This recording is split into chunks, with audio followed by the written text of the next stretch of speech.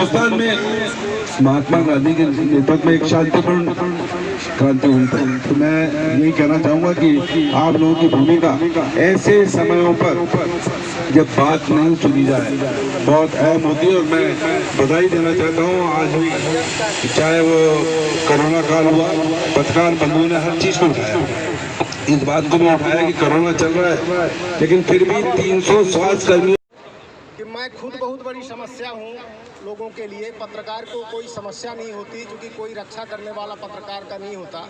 पत्रकार खुद अपनी रक्षा करे और दूसरों की करे, और जो नहीं कर सकता वो फिर पत्रकारिता ना कर पाएगा, मुकदमे झेलेगा और परेशान रहेगा। मैं रीवा जिले में एक ऐसा पत्रकार हूं कि मेरे ऊपर कभी 10 करोड़ के भ्रष्टाचार लगते हैं, जबकि मैं जानता नहीं 10 करोड़ कितने हैं, अखबारों में भी छपा है, लेकिन वो मैं वजह मानता हूं कि मैं खुद समस्या हूं, इसलिए है ना। इसलिए पत्रकार समस्या से ना खुद को घिरा समझे और अपनी लड़ाई लड़ने के लिए हमेशा तत्पर रहे। और पत्रकार वही है जो अपनी समस्या नहीं, दूसरों की समस्या के लिए सीधे कलेक्टर और पुलिस अधीक्षक से फेस टू फेस बात करे, मुद्दे की बात करे और ऐसे ऐसे मुद्दों पर बात करे कि लगे कि हाँ वो सही है होते हैं। और किसी भी रूप में पत्रकार को फंसाने के लिए हमेशा षड्यंत्र करते रहते हैं। मैं आप सभी को सादर वंदन अभिनंदन करता हूं कि आप लोग यहां भोपाल में आए हैं। मेरा अखबार भोपाल से ही है, जबकि मैं रीवा से हूं। दैनिक अखबार है मेरा, विराट वसुंधरा करके, उसी में एक यूट्यूब चैनल भी चलाता हूं। बहुत छोटी सी मेरी दुनिया है, लेकिन मैं अपने बहुत सारे लोगों को साथ में लेके चलता हूं। रीवा से आए हुए हैं। आप सभी को बहुत बहुत धन्यवाद, सादर प्रणाम। मुझे लगता है मैं 24 साल का उम्र है मेरा। मैं एक मध्य प्रदेश के छोटा सा सिंगरौली जिला है जो ऊर्जाधुनी के नाम से जाना जाता है। मैं लोकतंत्र का चौथा स्तंभ कहा जाता हूँ। ये 4 पिलर दिख रहे हैं, उन चारों में एक मैं भी हूँ। पहले न्यायपालिका, दूसरा कार्यपालिका, चौथा तीसरा कहें विधायिका और चौथा पत्रकारिता। अगर जो मैं पत्रकार हूँ, मैं दूसरे के अधिकारों की बात करता हूँ, दूसरे की अधिकारों को दिलाने का काम करता हूँ। लेकिन आज प्रशासन से, आज सरकारों से हमें अपने अधिकार को मांगना पड़ रहा है। अब इससे क्या दुखद हो सकता है हम नहीं कह सकते। एक मिनट आपको रोकूंगा। मित्रों, जो लोग वहाँ रजिस्ट्रेशन टेबल के पास खड़े हैं, मैं उन सब से अनुरोध करता हूँ कि वो कार्यक्रम स्थल में आकर के कुर्सियाँ लगी यहाँ बैठ जाएं। वहाँ खड़े होने यहाँ कुर्सियाँ खाली पड़ी हुई हैं। हेलो, वो 2 सरदार जी मुझे दिख रहे हैं, और अगर उसमें आ लगा दिया जाए तो असरदार हो जाएगा, लेकिन मेरी आवाज़ वहाँ तक असर नहीं कर रही है। पुनः निवेदन कर रहा हूँ कि हमारे 2 सरदार बंधु वहाँ खड़े हैं, उसमें आ लगा के असरदार बंधु बोल रहा हूँ, आए और अपने साथ सभी को ले आओ। यहाँ कुर्सियाँ खाली पड़ी हैं, बैठ जाओ। लीजिए। धन्यवाद दादा। मैं जो बात कर रहा था पत्रकारों की, मैं चौथे लोकतंत्र की, जो हम दूसरे के अधिकार को दिलाने का काम करते हैं, दूसरे की समस्याओं को उठाने का काम करते हैं।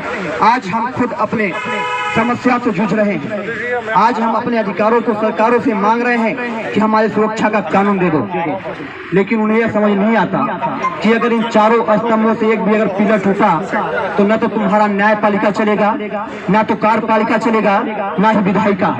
मैं भी एक पत्रकार हूँ। एक पत्रकारिता का जिस तरह आपने लोकतंत्र में चौथा स्तंभ दिया है, इसे बरकरार रखो। नहीं, ये चारों पिलर अगर इसमें से एक भी टूटा तो तीनों पिलर या मकान ढह जाएगा। साथियों, सिंगरौली जिले में हमें लगता है कि मैं पत्रकारिता में कम उम्र में हूँ। बखूबी एक चीज बता दूं कि मेरे साथ भी एक घटना बड़ी घटी है। मैं सिंगरौली जिले में एक ट्रामा सेंटर है, तमाम अव्यवस्थाएं थी। मैं रात्रि के 2 बजे एक समाज सेवी आम आदमी के द्वारा मुझे फोन किया गया। मैं ना तो किसी जात के लिए काम करता हूँ, ना किसी धर्म के लिए, लेकिन अगर पत्रकारों पर अगर जाति धर्म जैसे आरोप लग जाएं, अगर पत्रकारों पर अगर एक इन्हें अलग कैटेगरी में बांट दिया जाए, अगर डॉक्टर को डॉक्टर एक्ट दे दिया गया है, अगर वकीलों को वकील एक्ट दे दिया जाता है, अगर पुलिस वालों को पुलिस एक्ट दिया जाता है, क्या पत्रकारों को पत्रकारिता एक्ट की जरूरत नहीं है? मैं यह बताना चाहता हूं कि पत्रकारों पर बिना सोचे और समझे पुलिस FIR करती है। क्या उनके मैं विज्ञप्ति छापने के लिए बैठा हूं? क्या हमें विज्ञप्ति छापने की कोई जरूरत नहीं है। नहीं छापूंगा जब से हमारे अधिकार की बात नहीं करोगे, जब से हमारी सुरक्षा की बात नहीं करोगे।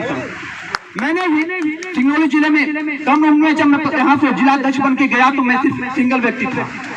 मैं तमाम संगठनों में काम किया, मैं किसी संगठन की बुराई नहीं करता, सभी पत्रकार साथी हैं, मैं उनका आभार करूंगा।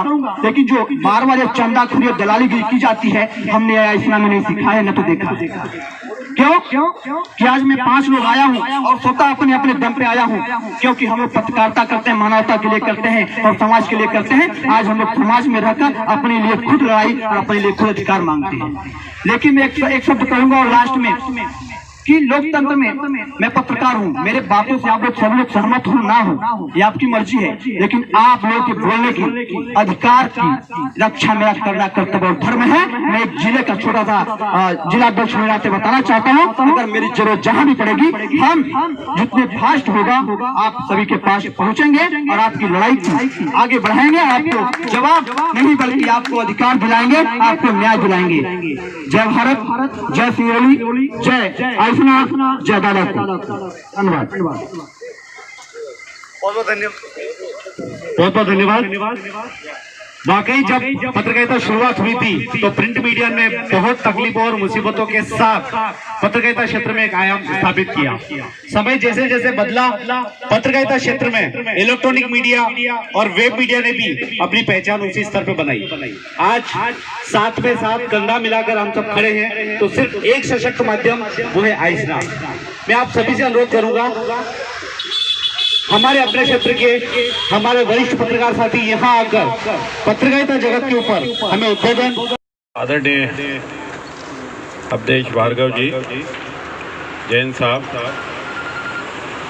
पत्रकार बिरादरी के बहुत जुझारू और संघर्षशील वरिष्ठ पत्रकार यहाँ पर आदरणीय रमेश शर्मा जी, राजवेंद्र जी, अनेक पदाधिकारी यहाँ पर बैठे हैं। आजाद शत्रु साहब आ गए तो इनको भी पत्रकार बना के इन्हीं को समस्या का पुलंदा दे देना, क्योंकि ये ज़्यादा समझते हैं कि नियम कानून हम बनाते हैं पर लागू कहाँ से होते हैं। इसलिए समस्याएं तो होती हैं, पर जब हमको ये सब चीज़ें मिली तब कोरोना भी साथ में मिला, और कोरोना संक्रमण के कारण बहुत सी चीज़ें जो हम लोग चाहते थे भी या सरकार जो चाहती थी उसको हम पूरा नहीं कर पाए। पर सरकार सबका साथ सबका विकास करने की स्कीम पर चल रही है, और शिवराज जी की मंशा ये कतई नहीं है कि आप लोग किसी तरह दुखी रहें। सबको कोई ना कोई मदद जो हमारे द्वारा हो सकती है वो करने की अवश्य कोशिश करेंगे, सबको देंगे। उन्हें 15 महीने में जो दिया है वो आपको पता है, उसका पेमेंट भी अब हमें ही करना है। वो पेमेंट भी करके नहीं गए, तो हम जो देंगे उसका पेमेंट भी हम करा देंगे। अब धीरे धीरे बस भगवान से प्रार्थना करिए कि कोरोना कम हो। सरकार की अर्थव्यवस्था का बहुत बड़ा हिस्सा इस संक्रमण में जा रहा है, और उससे आप और हम सब मिलकर लड़ रहे हैं, और इस संक्रमण से हम बच सकें इसके लिए आपको और हमको ज्वाइंट प्रयत्न भी करना है, जागरूकता भी फैलाए रखना है। आप लोग सब बैठे हैं, भले खुले में बैठे हैं, पर मास्क जरूरी है, और ये आप मेरे लिए नहीं, आपकी जिंदगी के लिए जरूरी है, आपके परिवार की जिंदगी के लिए जरूरी है। और आपका फैला हुआ संक्रमण मध्य प्रदेश में ना फैले इसलिए भी मास्क पहनना जरूरी है। इसको ना तो मोबाइल रोक सकता ना फाइल रोक सकती, इसलिए मुंह पर मास्क ही रोक सकता है। तो लगाओ और थोड़ी थोड़ी दूरी बनाकर बैठो, क्योंकि आप अगर जागरूक हैं और आप अगर जागरूकता के साथ मास्क लगाएंगे तो आप दूसरे को टोक सकते हैं। हम नेता लोग टोकेंगे तो मुसीबत हो जाती है, क्योंकि हमें हमारा टोकना हमें माफी मंगवा देता है, आपका टोका कुछ नहीं कर सकता। आप टोके भी, रोके भी और लोगों से मास्क भी लगवाएं, ये भी एक जागरूकता का अभियान चलाएं। और जब इससे हम इस बीमारी से, संक्रमण से हम लोग जब निकल जाएंगे बाहर, तो ऐसी कोई बात नहीं है आप सब लोग मुख्यमंत्री जी से भी भली भांति परिचित हैं, पूरे मंत्रिमंडल से परिचित हैं, सरकार से परिचित हैं, मुझसे भी परिचित हैं। जो आप लाइन बनाएंगे हम उसका पालन करेंगे, आपसे दूर नहीं है, पर उसमें आपका सहयोग भी लेंगे, उसमें आपका मार्गदर्शन भी लेंगे और आप इसके हिस्सेदार रहेंगे। इससे आपको छोड़ा नहीं जाएगा। जो नियम प्रक्रिया है उसका भी ध्यान रखा जाएगा। बस अभी परेशानी जो हमारे सामने है, आपको और हमको मिलकर उस परेशानी से लड़ना है। इससे जितने जल्दी हम लोग आप लोग मुक्त हो सके, तब सरकार सबका साथ सबके विकास की स्कीम पर काम करेगी। मैं आप सबको बहुत बहुत बधाई और शुभकामनाएं देता हूं। और माननीय भार्गव जी का आदेश था, क्योंकि वोटर से डरना पड़ता है, वोटर, पत्रकार, करेला और नीम चढ़ा, तो मैं तो वैसे ही डरा था। इनका जैसे ही फोन आया, बोले आपने फोन ही नहीं उठाया। मैंने कहा ले तो 11-12 बजे रात को फोन लगा रहे हो, फिर भी चलो हुकुम करो। बोले आपको आना है, हमें मना भी नहीं कर सकता कि नहीं आना। पर मेरी, चूंकि मैंने भाई साहब को पहले बता दिया था 1 बजे हमारी विधानसभा में एक मीटिंग है, तो उसमें मैं क्षमा चाहते हुए जाता हूं। पर आपके हर सुझाव पर विचार होगा और कहीं ना कहीं हम लोग उस पर अमल कराने की कोशिश करेंगे।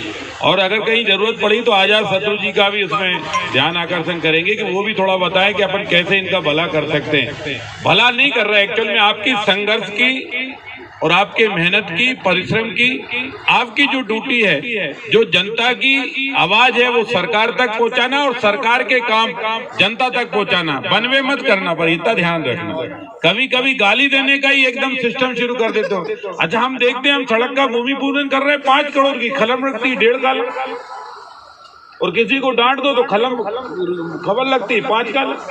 तो कभी कभी लगता है कि डांटना अच्छा कि सड़क बनाना अच्छा? क्या अच्छा? मतलब तो आपसे पूछ रहा हूँ, मैं भी आपका क्या अच्छा? हम सड़क बना रहे तो वो इतनी सी लगी, और जिसने सड़क नहीं बनाई उससे कहा क्यों नहीं बनाई? हालांकि सड़क के लिए डांटा हमने, घर के काम के लिए नहीं डांटा, पर वो 5 कॉलम लग गई। तो कभी कभी इस बात का ध्यान रखो कि विकास को जनता तक पहुंचाओ, कि ये जो सड़क है, ये जो बिजली है, ये जो पानी है, ये जो भावनाएं आपकी सरकार ने कितना ख्याल रखा है, कितने आपकी मांगों का समर्थन करके सरकार ने पूरा किया, ये सब चीजें भी बताई जाएं। और जनता की जो परेशानियां हैं, मांग है, वो भी बताएं। क्योंकि हमें कभी आजकल भी ऐसा होता है, पहले तो ऐसा होता था कि आपकी कोई अच्छी खबर छपी है तो जिला जनसंपर्क अधिकारी उस खबर को कटिंग के साथ, उस समस्या को प्रमुखता के साथ लिखकर कलेक्टर की टेबल पर प्रस्तुत करता था, और उसी खबर के आधार पर कलेक्टर आगे पुटअप करते थे कि ऐसी प्रॉब्लम आई है, इसका क्या समाधान हो सकता है। विभाग से उसका सॉल्यूशन लेते थे कि आपने इसका समाधान क्यों नहीं किया। तो मैं उम्मीद करता हूं कि आप मध्य प्रदेश के हित में संघर्ष करेंगे, सरकार के काम जनता तक और जनता की मांग सरकार तक पहुंचाने का आप माध्यम बनेंगे। मैं आपको फिर से हृदय से बधाई, शुभकामनाएं देता हूं, और माननीय भार्गव जी भाई साहब से आग्रह करता हूं कि आप लोग बना के देंगे, हम उसे सरकार तक पहुंचाने का अवश्य काम करेंगे, और आपका समाधान हो उस दिशा में भी हम लगातार प्रयत्न करेंगे। बहुत बहुत धन्यवाद। नमस्कार। भारत माता की जय।